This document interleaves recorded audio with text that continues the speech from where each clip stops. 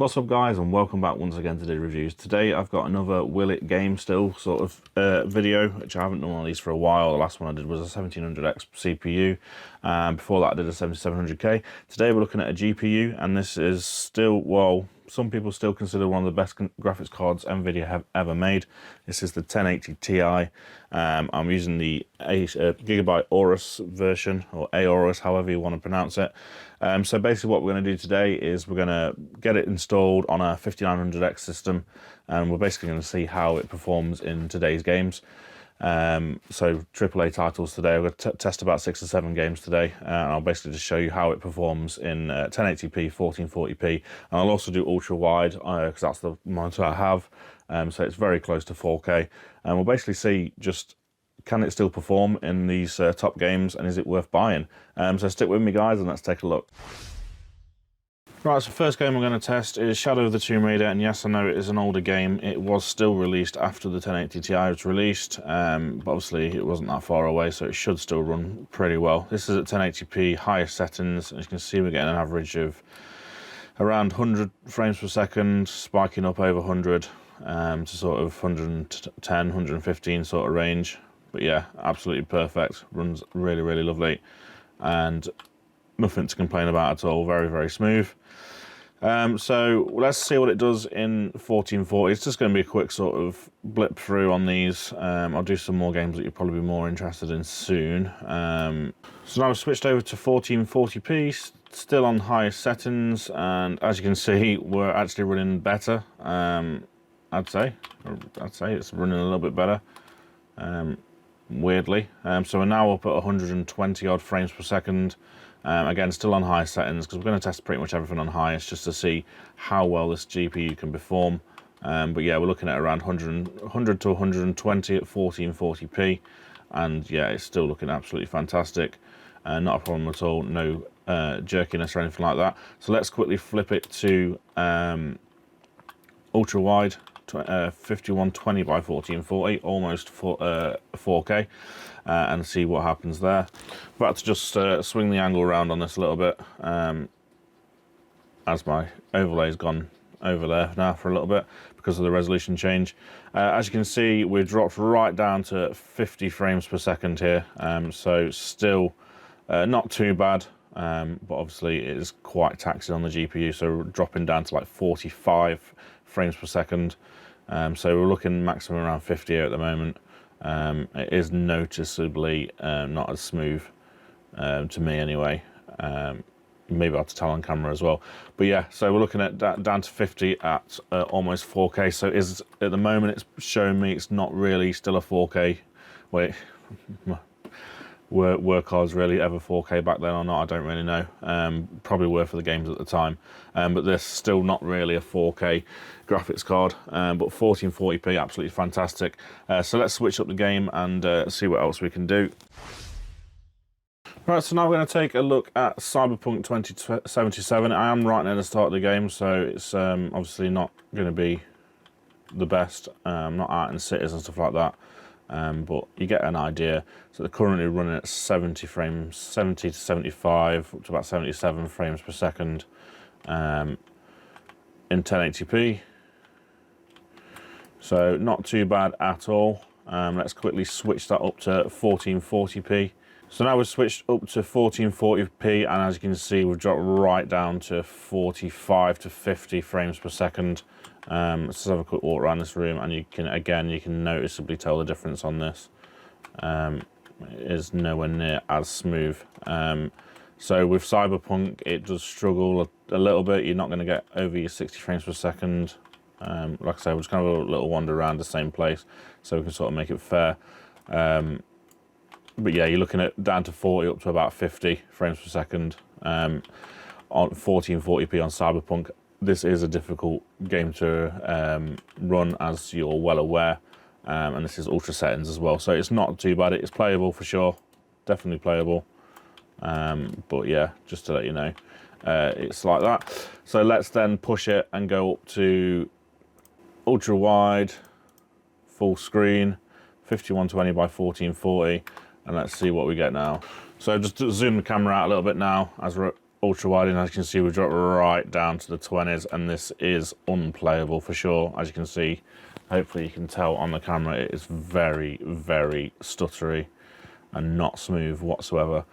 So definitely don't recommend the 1080 Ti for anywhere near 4K gaming. You'll get away with 1440p. You'll have to reduce some settings, but as you can see, it's awful at ultra wide, which is not even 4K. It's very close, but it's not on this monitor anyway. Down to 20, it is not playable at all. So definitely 1080 Ti is not a go for ultra settings on 4K or anywhere near that. Let's just see if we can actually get it to run anywhere near nice. Let's go down to low and see what happens. So I brought it down to low, and we're looking at 70 odd frames per second. Again, now it's playable. So yeah, definitely, it can do it at higher resolutions, but you're going to be, as you can see, you're going to be dropping down your settings. But to me, this game still looks very, very good. So there is that there. So that's Cyberpunk. 1080 Ti still able to do it if you're willing to drop some settings. Again, showing that it's still a fantastic graphics card. So let's move on to the next game. So the next game up on the list is going to be Spiderman Remastered. And let's see how this performs. 1080p, very high settings. I won't be reducing any settings unless I actually need to say basically when it becomes playable, if it struggles at the higher resolutions. But at the moment, very high, 1080p, around 100 and up to 150 odd frames per second, depending on where you are. Lowest I've seen it goes like 114 there, 111, 109. So it does drop down to like around hundreds, but maximum of 150 odd, but definitely over 100 for the majority of this play session, and again, very high settings, looking absolutely stunning. So that's really nice to see. So we'll stick it up to 1440p, and let's see what we're getting now. Still over 100 frames per second, 120 odd. Wow, it's still up to 130 on 1440p, very high settings, running absolutely fantastic. Look at that, absolutely amazing. Still running very, very nice and looking absolutely great. So still no need to reduce any settings at all. Even got over 150 there at 1440p, and like I say again, is very high. It dropped to just under 100 here. 93 was the lowest I saw then. So you get a bit more populated area, and we are dropping down.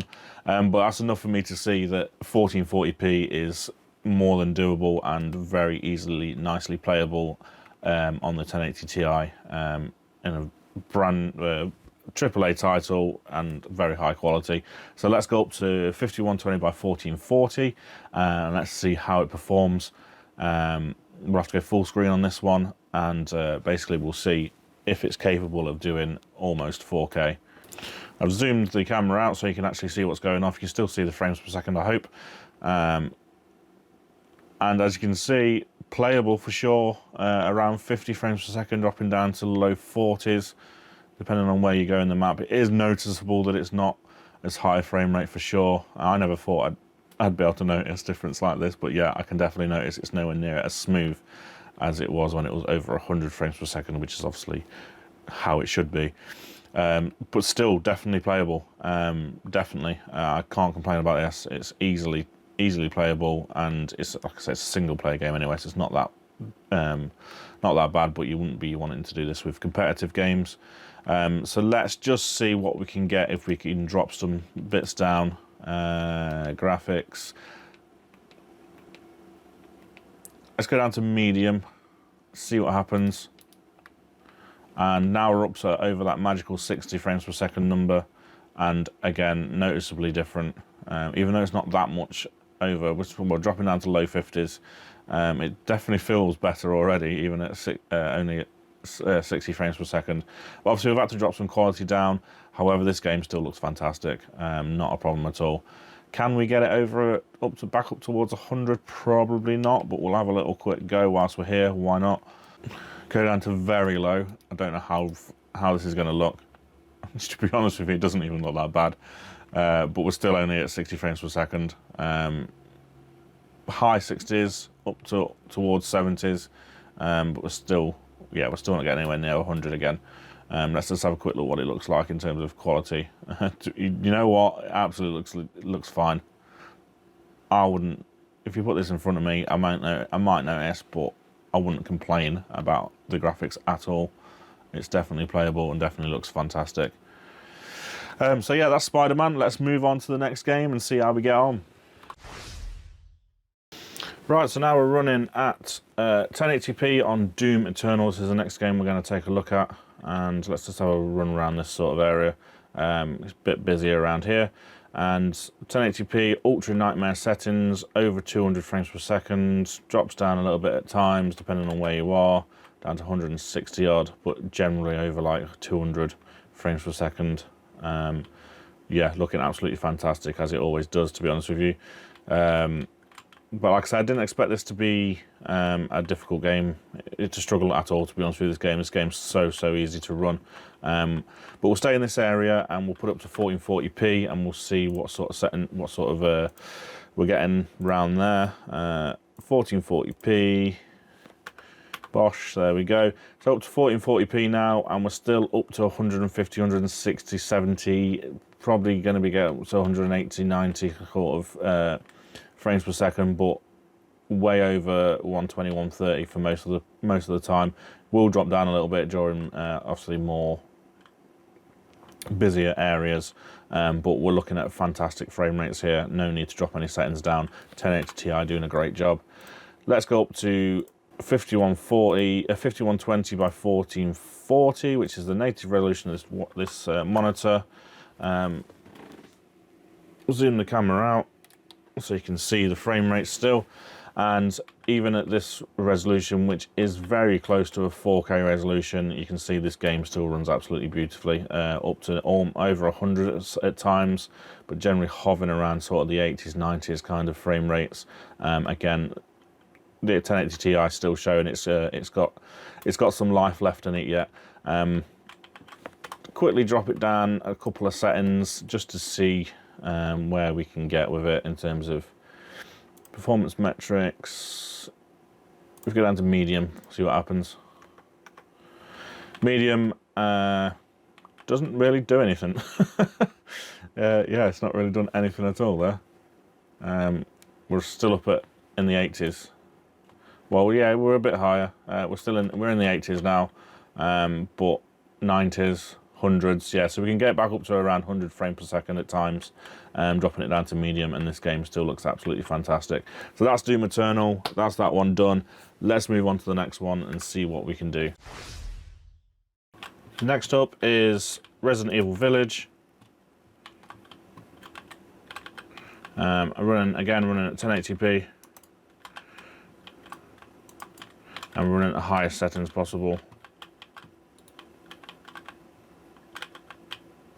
And as you can see, we're looking at 150 odd frames per second, getting close to 160, over 170 at times.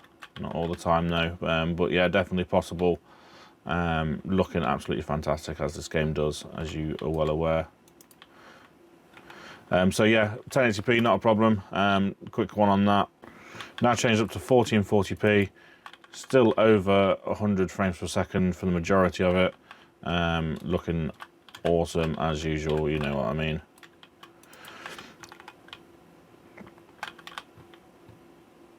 Yeah, so 1440p, again, highest settings available at the time.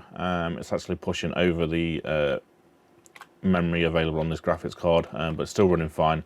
It may cause issues later on. However, 1440p running absolutely fantastic. So let's go for the big one, see how we get on with.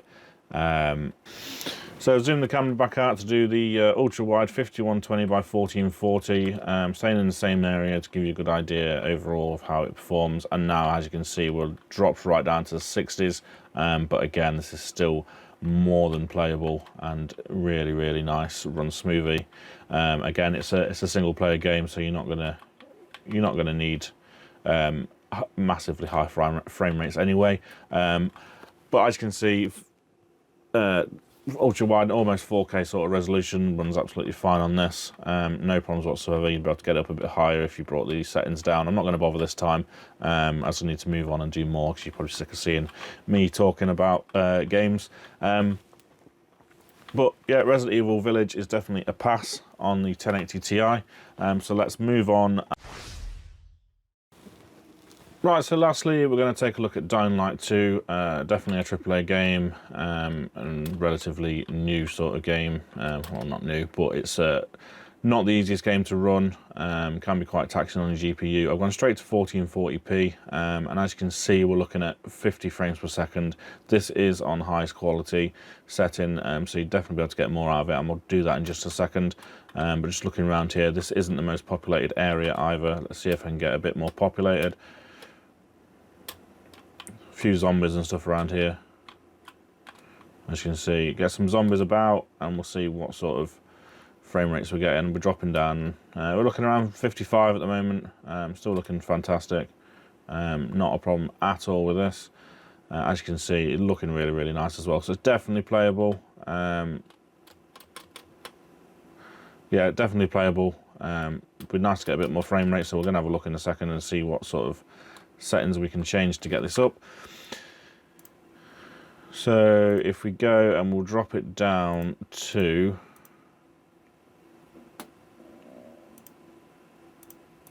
low quality, it's trying to put FSR on, and we'll turn that off. So down to low quality, we're looking at nearly 90 frames per second, and still looking absolutely fantastic. To be honest with you, it's not a bad looking game even at low quality. So yeah. So a quick fly over the city.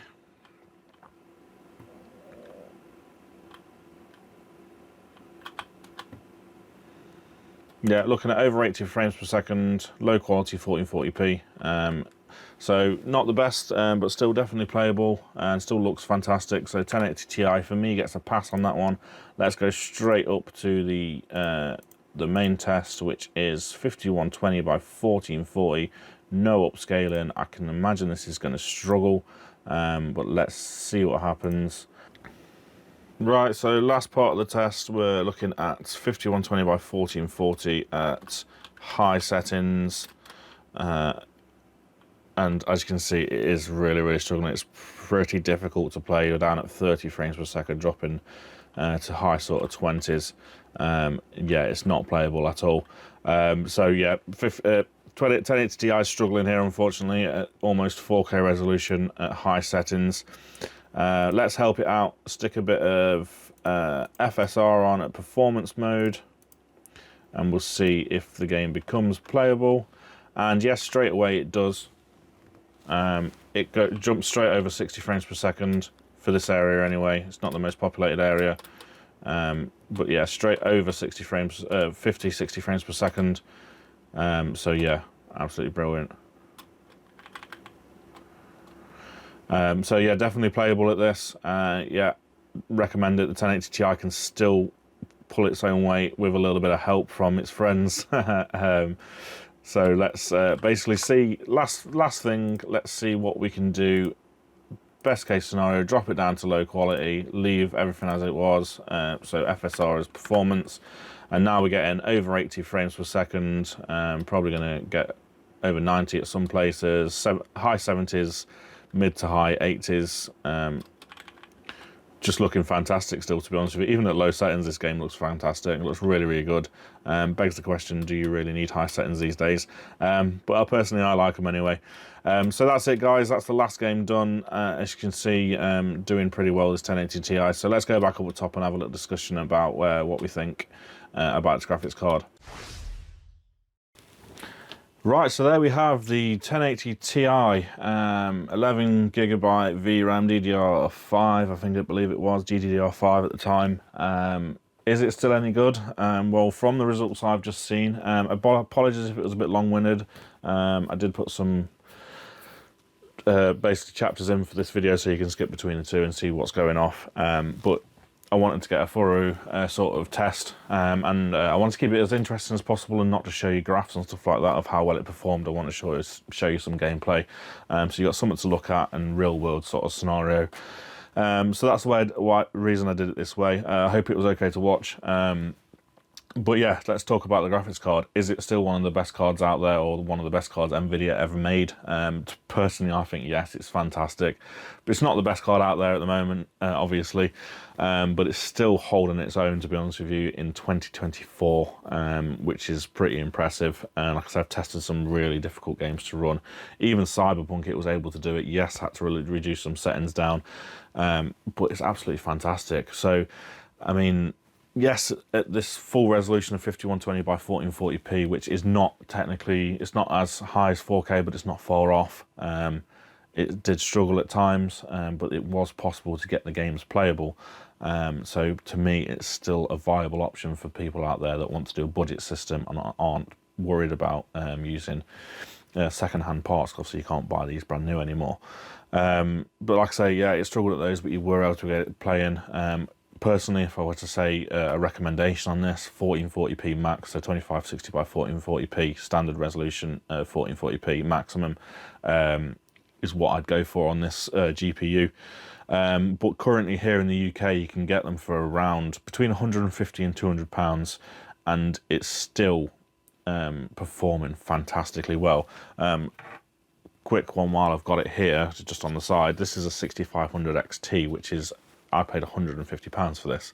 Now, if you can get a GTX 1080 Ti for the same price, it pretty much blows this out of the water, to be honest with you. This is a 4GB card. So the 1080 Ti is still definitely pulling its own. And if you are looking at getting one and you're wondering, is it going to be a viable option? Am I going to be able to play the highest end games? Yes, technically you are. You might have to give it a little bit of help along the way in terms of reducing settings. But as you saw in the last game, Dying Light 2, you can use FSR on it, because AMD have made it open source, so it can be used on these older graphics cards, and it works. It works really, really well, and it still looks brilliant to me. Yes, obviously it's not as good as the higher sort of resolutions, non-upscaled, all that kind of stuff. It's not as good if you're running it sort of low with FSR on. It's not going to look as graphically nice. But it still looks fantastic, because these newer games these days look great anyway, even at the lower settings. So if you're looking at buying one of these guys, I can definitely recommend it. It still can game today, which hopefully I've put as the sort of title, can it still game in 2024.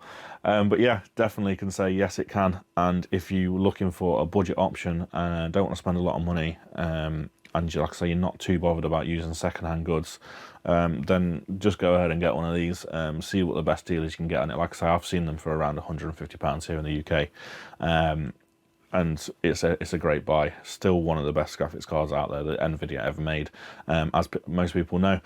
So that's it, guys. Hope this video was interesting to you. If it was, please don't forget to like it, and give me any comments in the comment section below. And don't forget to subscribe if you haven't already. It really helps me out, and I really appreciate it.